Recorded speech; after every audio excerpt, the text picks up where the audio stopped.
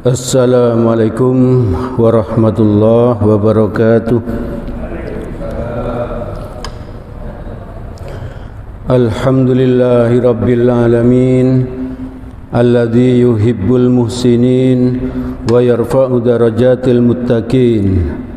Ashhadu an la ilaha illallah wahdahu la syarikalah wa ashhadu anna Muhammadan abduhu wa rasuluh la nabiyya ba'dah. Allahumma salli ala Muhammad wa ala alihi wa ashabihi wa man tabi'ahum bi ihsanin ila yaumiddin. Qala Rasulullah sallallahu alaihi wasallam, wa man salaka tariqan yaltamisu fihi ilman sahhalallahu lahu bihi tariqan ilal jannah.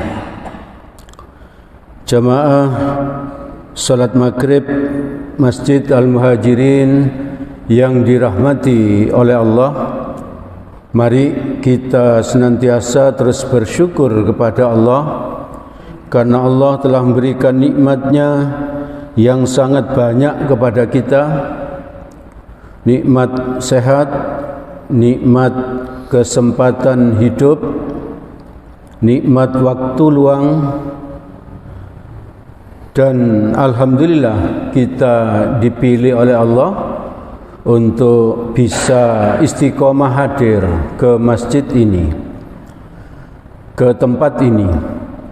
Karena seperti yang pernah saya sampaikan bahwa dengan hadirnya kita ke masjid ini seperti malam ini, setidaknya ada dua keutamaan yang bisa kita terima, yaitu yang pertama, hadis riwayat Muslim nomor 666 dari Abu Hurairah radhiyallahu an, Rasulullah sallallahu alaihi wasallam bersabda, yang artinya, barang siapa bersuci di rumahnya kemudian berjalan ke salah satu rumah Allah, ke masjid, ke musola gitu ya, untuk melaksanakan kewajiban yang Allah tetapkan, yaitu untuk sholat berjamaah di masjid dan atau musola, maka kedua langkahnya, yang satu menghapus kesalahan dan satunya untuk meningkatkan derajat, baik derajat di dunia maupun derajat di akhirat. Maka mari kita syukuri dan kita berusaha agar kita bisa istiqomah hadir ke masjidnya Allah untuk sholat berjamaah, untuk mendengarkan kajian-kajian dan lain sebagainya. Dan karena kita malam ini menghadiri kajian atau majelis ilmu, maka kita pun berkesempatan untuk mendapatkan keutamaan yang kedua, yaitu seperti hadis riwayat Muslim nomor 2699 tadi saya baca pada pembuka. Siapa yang menempuh jalan untuk mencari ilmu, maka Allah akan mudahkan baginya jalan menuju surga.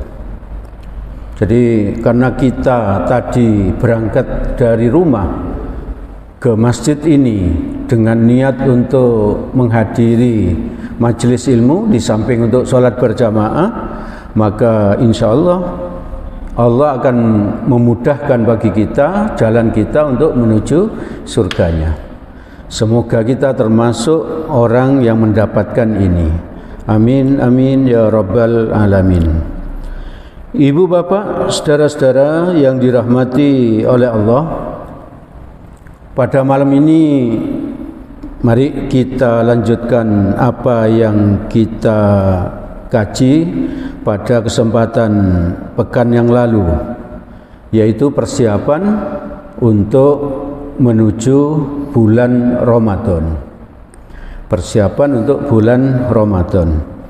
Maka mari kita perbanyak doanya. Setiap kita ingat, kita berdoa, Allahumma barik lana fi Rajab wa Sya'ban wa ballighna Ramadan. Ya Allah, berkailah kami di bulan Rajab dan bulan Sya'ban, serta sampaikanlah kami ke bulan Ramadan. Maka semoga Allah mengabulkan doa-doa kita ini, yaitu mendapatkan barokah di bulan Rajab dan bulan Sya'ban, dan Allah menyampaikan kita ke bulan Ramadan. Dan apabila kita betul-betul bisa sampai ke bulan Ramadan tahun ini, mari kita manfaatkan dengan sebaik-baiknya. Jangan hanya rutinitas saja, puasa, sahur, puasa, terus buka, taraweh, berjalan rutin saja, berjalan rutin. Maka mari kita tingkatkan ya, kita sertakan hati kita, di saat mau sahur, benar-benar kita niat mau sahur karena mau puasa. Hati kita sertakan untuk mendapatkan ridhonya Allah. Dan di saat puasa pun kita sertakan hati kita. Lalu di saat buka puasa, banyak sekali manfaat-manfaat yang bisa kita ambil di saat buka puasa itu. Kita sertakan hati kita. Oleh karena itu, mari kita persiapkan mulai sekarang ya, agar tidak menjadi sesuatu yang rutinitas, tapi betul-betul menjadi sesuatu yang bermanfaat bagi hidup kita, baik di dunia maupun di akhirat. Maka untuk itu kita lanjutkan orang-orang yang dipanggil untuk berpuasa Ramadan itu. Kalau pekan yang lalu kita sudah sampaikan ciri-ciri orang yang beriman, yaitu yang pertama khusyuk di dalam sholat, dua menjauhkan diri dari perilaku yang tidak berguna atau kita menghindari sesuatu yang sia-sia, yang ketiga menunaikan zakat, yang keempat menjaga kemaluan, yang kelima memelihara amanah dan janji kita, dan yang keenam memelihara sholat. Sholatnya ada dua ya, yang pertama khusyuk, yang keenam memelihara sholat. Maka malam ini kita lanjutkan, kita tambahi beberapa ciri-ciri mukminin yang lain. Insya Allah Bapak Ibu sudah tahu tentang ini ya, tapi seperti yang saya sampaikan tadi, mari kita ingat lagi, kita cerahkan lagi, lalu kita persiapkan dengan sebaik-baiknya agar apa? Agar nanti Ramadan kita bisa betul-betul menikmati Ramadan kita. Yang ketujuh, bila disebut nama Allah, gemetarlah hatinya. Di Quran surat ke-8 ayat yang kedua. A'udzu billahi minasyaitonir rajim. Innamal mu'minuna alladzina idza dzukirallahu wajilat qulubuhum. Sesungguhnya orang-orang yang beriman, orang-orang yang dipanggil Allah untuk berpuasa Ramadan itu adalah punya ciri-ciri yang ketujuh seperti ini. Ialah mereka yang bila disebut nama Allah, gemetarlah hatinya. Ini bisa dijadikan bahan evaluasi kita. Apakah kalau orang lain menyebut nama Allah di depan kita, kita ini menjadi gemetar hati kita? Lalu kita menjadi takut, menjadi khawatir akan azabnya Allah, menjadi khawatir mendapatkan apa? Mendapatkan siksa kubur misalnya. Menjadi khawatir nanti di padang mahsyar tidak selamat, menjadi khawatir akan azabnya Allah, yaitu siksa api neraka. Ataukah kita ini santai-santai saja? Jadi ketika disebut nama Allah kita biasa, tidak ada pengaruhnya ya. Tidak ada pengaruhnya. Maka kalau ternyata kita disebut nama Allah, kita tidak berpengaruh sama sekali, mari kita cas lagi iman kita ya. Mari kita cas lagi. Mari kita sama-sama untuk itu ya. Saya menyampaikan ini belum tentu saya terus menjadi bergetar, hati saya menjadi bergetar, belum tentu seperti itu. Bisa jadi saya lebih parah dari bapak ibu sekalian. Sedang apa, misalnya sedang main HP, ternyata disebut nama Allah, ada azan di TV, saya tetap aja santai gitu. Bisa jadi seperti itu. Maka mari kita sama-sama belajar ya.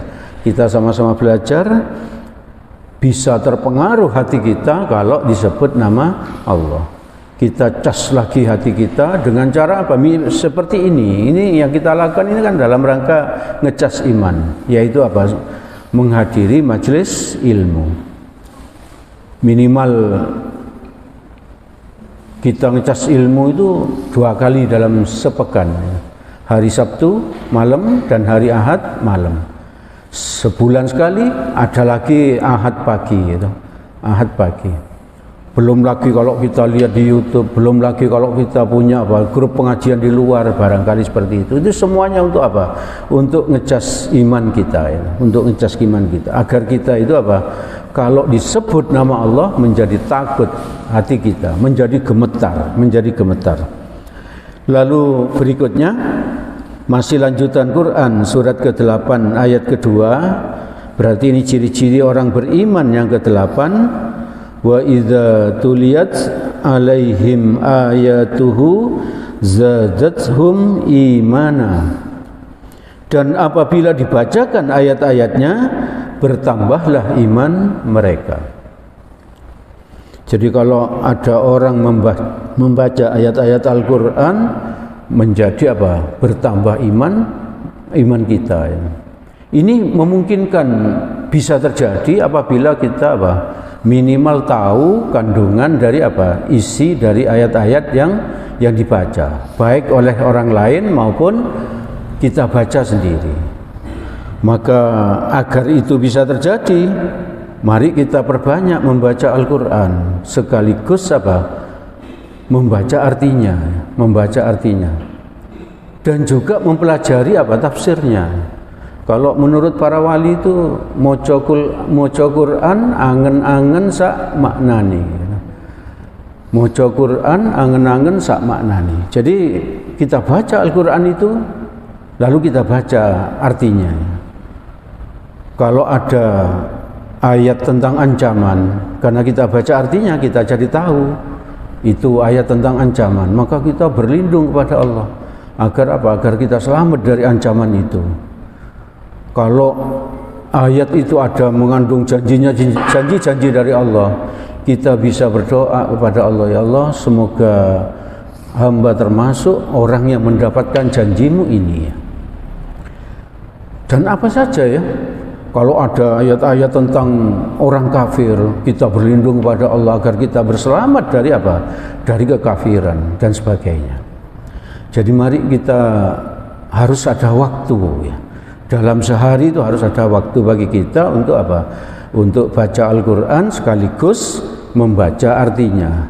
Syukur-syukur kalau mempelajari tafsirnya. Tafsirnya sangat banyak ya. Tafsir Quraisy Shihab, tafsir dari Hamka, tafsir dari Jalalain, tafsirnya itu Ibnu Katsir dan lain sebagainya ya.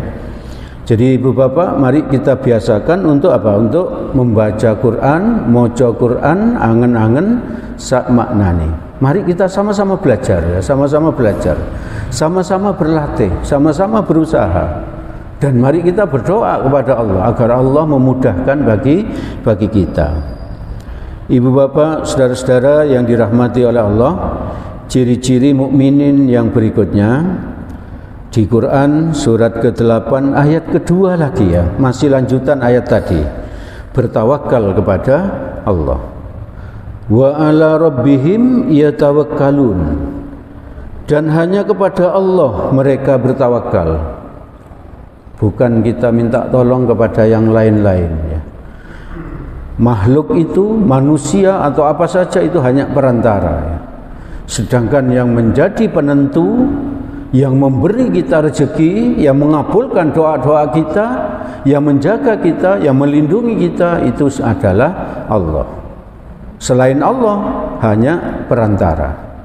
Maka kalau kita beriman, hal seperti itu pasti apa? Pasti ada di dalam hati kita, pasti ada dalam hati kita. Tawakal itu berarti bekerja keras, bekerja keras. Kalau pelajar, belajar keras. Kalau masih mahasiswa, belajar keras. Berdoa, lalu hasilnya diserahkan kepada Allah. Kalau kita sudah belajar, sudah bekerja keras, berangkat pagi, pulang malam, disiplin misalnya, lalu berdoa, tahajud dan lain sebagainya, ternyata hasilnya ya seperti itu, misalnya belum memuaskan, ya itu memang sudah kehendaknya Allah. Allah pasti ya, perencanaannya Allah pasti lebih baik bagi apa? Bagi kita dibandingkan rencana-rencana kita. Kita itu sering apa? Kalau kita sering apa? Kurang sabar dengan apa? Dengan takdirnya Allah. Kurang sabar. Kalau kita sudah merasa kerja keras, kita sudah merasa berdoa dengan baik sebaik-baiknya, lalu hasilnya kurang bagus, kita itu bisa jadi kurang sabar di dalam menerima takdirnya Allah. Maka mari kita berusaha, kita sama-sama belajar agar apa? Agar kita bisa sabar terhadap takdirnya Allah. Yang berikutnya, yang ke-10, ciri-ciri mukminin itu adalah mengulang dari ciri-ciri sebelumnya, yaitu mendirikan sholat, ya, mendirikan sholat. Quran surat ke-8 ayat yang ketiga, alladzina yuqimunas sholah, yaitu orang-orang yang mendirikan sholat. Jadi tidak hanya mengerjakannya, tapi mendirikan sholat. Betapa pentingnya sholat itu diulang-ulang ya, di banyak tempatnya, diulang-ulang. Mendirikan sholat itu banyak sekali yang bisa kita lakukan. Saya sekedar mengulang satu atau dua hal saja.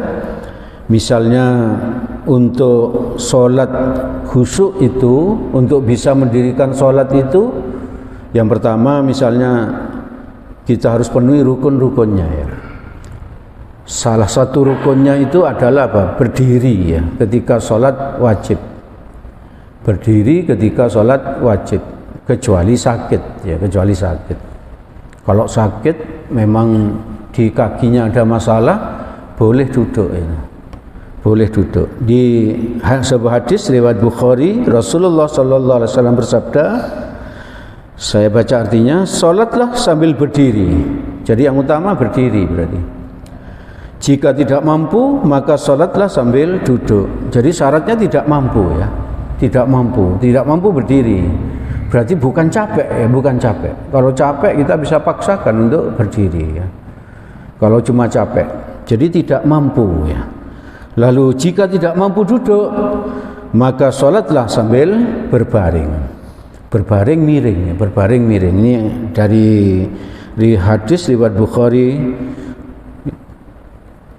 Lalu yang B, yang saya mengingatkan lagi karena beberapa ustadz dan saya sendiri juga sudah beberapa kali menyampaikan, yaitu tumak nina ya, tumak nina. Tumak nina itu berarti berhenti sebentar ketika ruku misalnya, ketika i'tidal, ketika sujud, ketika duduk antara dua sujud dan lain sebagainya ya. Berarti berhenti, nggak boleh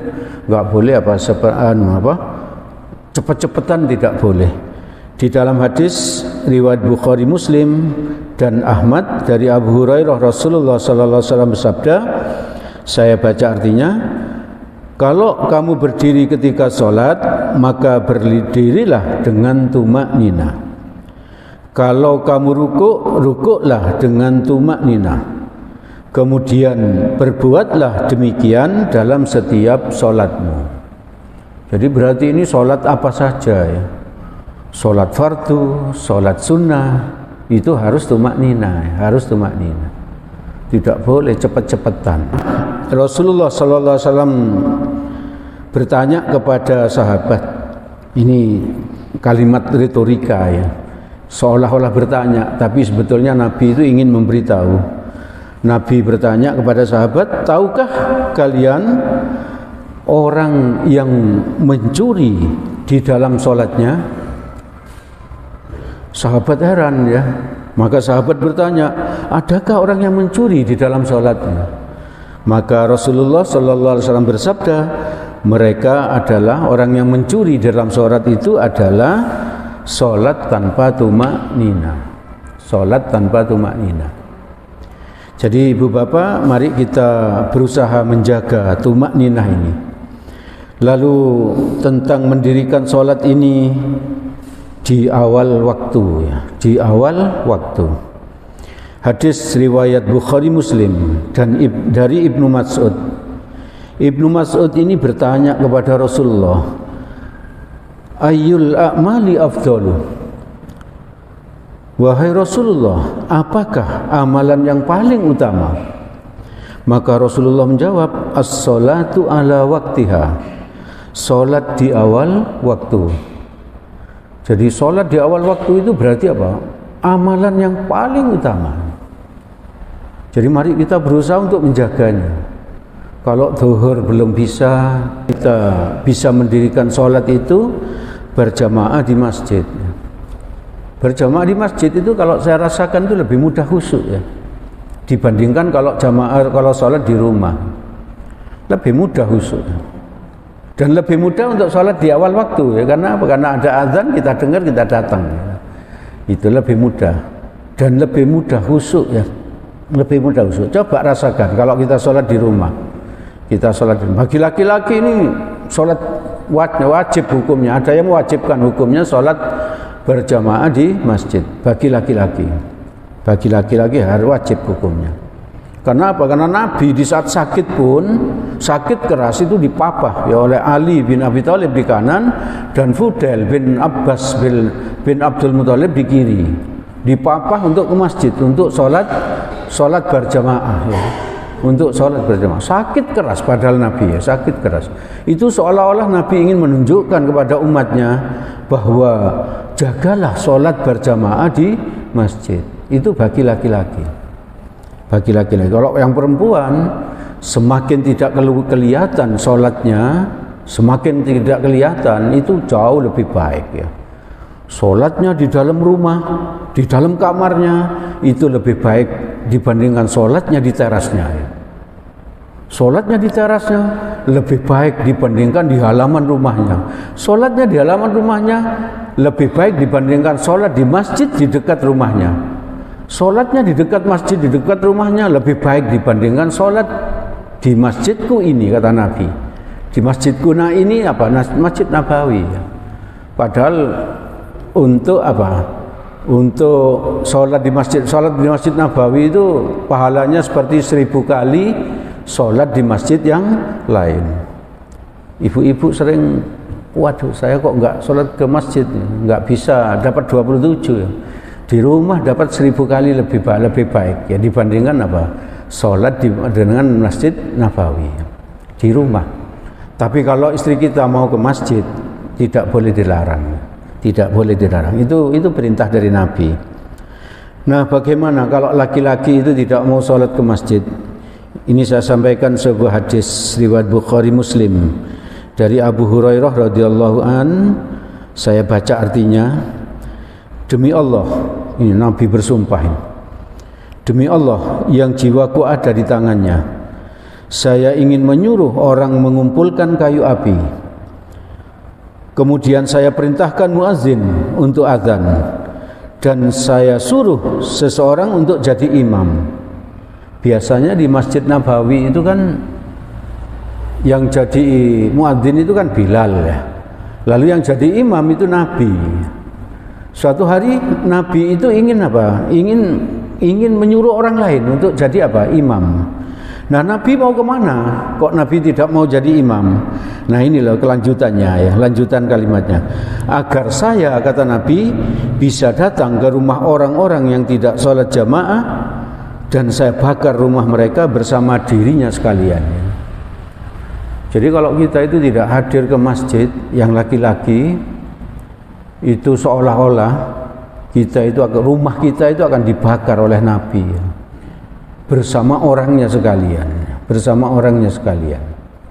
Maka mari kita jaga betul ya, sholat berjamaah. Yang ke-11 yaitu berinfak ya, berinfak.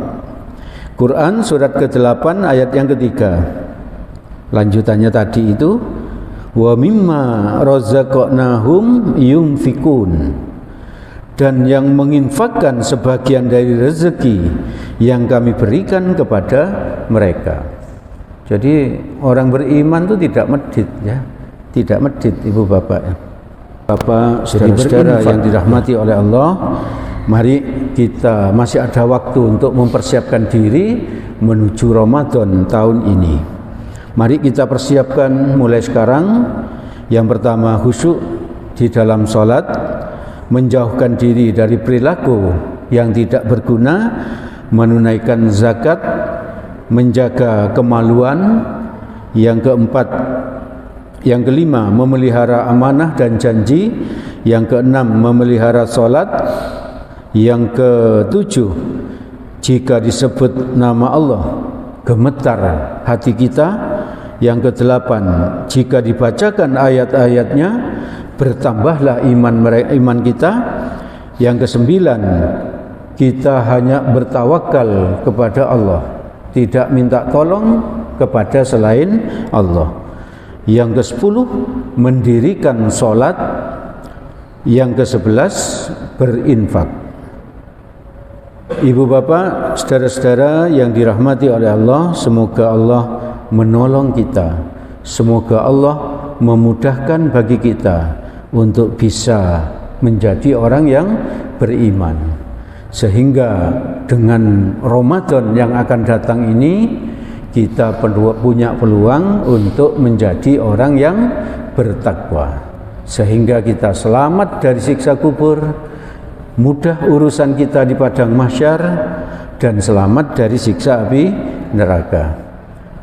Ibu bapak, saudara-saudara yang dirahmati oleh Allah, diingatkan kepada ibu bapak yang ingin berkorban, insya Allah tanggal 29 Juni tahun 2023 bisa menghubungi Bapak Sofyan atau Ibu Junaidi. Nabi berkorban setiap tahun, maka mari kita tiru, kita berusaha untuk berkorban setiap tahun. Agar tidak berat, mari kita nabung. Kita nabung setiap bulan 300.000 misalnya, kita sudah bisa berkorban 1 ekor kambing. Semoga apa yang saya sampaikan ini bermanfaat bagi kita. Semoga Allah menolong kita agar kita bisa mengamalkannya. Apabila ada salahnya, saya mohon maaf yang sebesar-besarnya. Mari kita tutup dengan doa kafaratul majlis. Subhanakallahumma wa bihamdik, asyhadu an la ilaha illa anta, astaghfiruka wa atubu ilaik. Billahi taufik wal hidayah. Assalamualaikum warahmatullahi wabarakatuh.